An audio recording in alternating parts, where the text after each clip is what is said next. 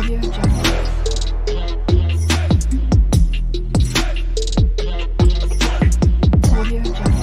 प्रश्न किया था कि आज की क्लास में ओवर सब्सक्रिप्शन के टॉपिक को हम लोग और ज़्यादा प्रैक्टिस कर लेंगे।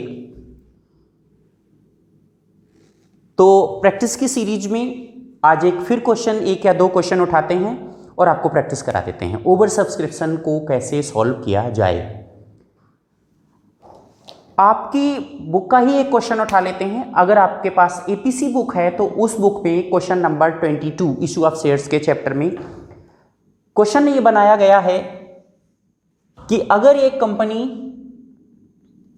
2 लाख शेयर पब्लिक को बेचना चाह रही है और एक शेयर 10 रुपए का है, 5 रुपए प्रीमियम के साथ कंपनी अपने शेयर्स को इश्यू करना चाहती है, ऐसा उसने प्रोस्पेक्टस के थ्रू पब्लिक को इनवाइट किया हुआ है।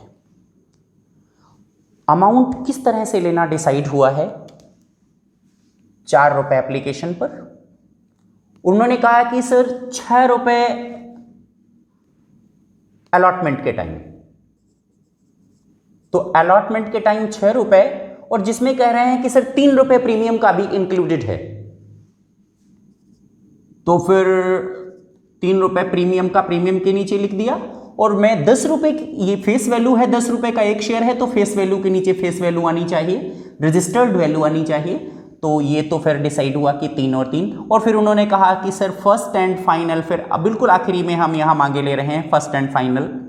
ये आप देख लीजिए कि कितना मांगना है। उन्होंने यहाँ बैलेंस लिखकर छोड़ दिया है। तो बैलेंस में क्या करना है, देखना, कैलकुलेट करना है कि भाई प्रीमियम के लिए कितना बचा, प्रीमियम का तो अभी 2 लेना है। इधर फेस वैल्यू का 4 और 3 उन्होंने डिक्लेयर करके दिया, तो फिर 3 रुपए और चाहिए हमको। इस तरह से क्वेश्चन बन गया। एक मुश्किल हो गई है यहाँ। मुश्किल ये हो गई है कि क्वेश्चन में 80,000 शेयर्स के लिए एक्सेस एप्लीकेशंस आ गए हैं। यानी कि हमारी कंपनी 2 लाख एप्लीकेशंस को इनवाइट किए थी और आ गए 2,80,000। जी हाँ, आप सही सोच रहे हैं। 80,000 ओवर सब्सक्राइब हो जाने का मतलब है कि 280 एप्लीकेशन आ गए, और कंपनी 2 लाख ही इश्यू कर सकती है। कंपनी एक्ट का रूल है कि जितने आपने प्रोस्पेक्टस में एप्लीकेशंस इनवाइट किए हैं, उन एप्लीकेशंस से एक शेयर ज़्यादा भी इश्यू नहीं किया जा सकता। एप्लीकेशंस ज़्यादा आ जाने को ओवर सब्सक्रिप्शन कहते हैं, लेकिन हम ज़्यादा इश्यू नहीं कर सकते, इसलिए इस टॉपिक को सेपरेटली पढ़ना चाहिए।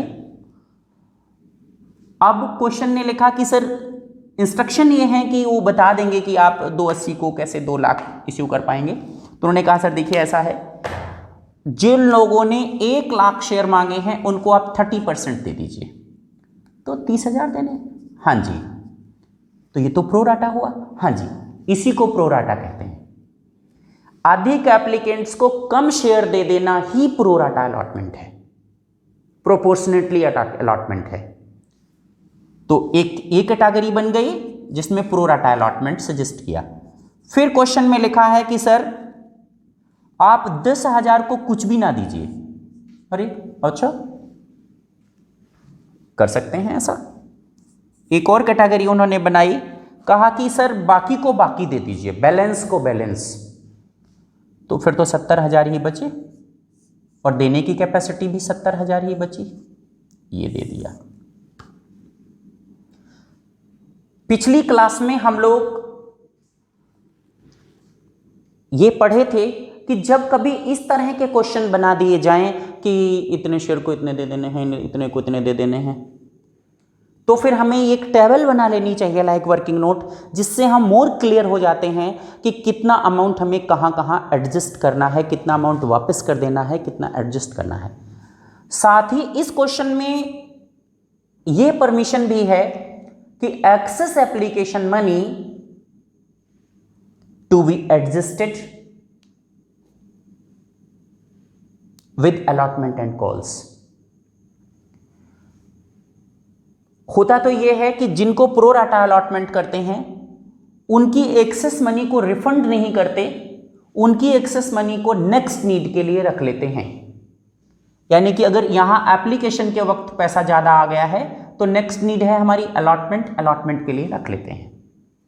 लेकिन अगर किसी का बहुत ज़्यादा आ गया है, अलॉटमेंट भी फुलफिल हो जाए, फिर भी एक्सेस अमाउंट हमारे पास बच जाए, तो क्या हम फर्दर नीड के लिए रख लें, कॉल्स वगैरह के लिए? नहीं, ये तब तक नहीं रख सकते जब तक क्वेश्चन में इंस्ट्रक्शन ना हो।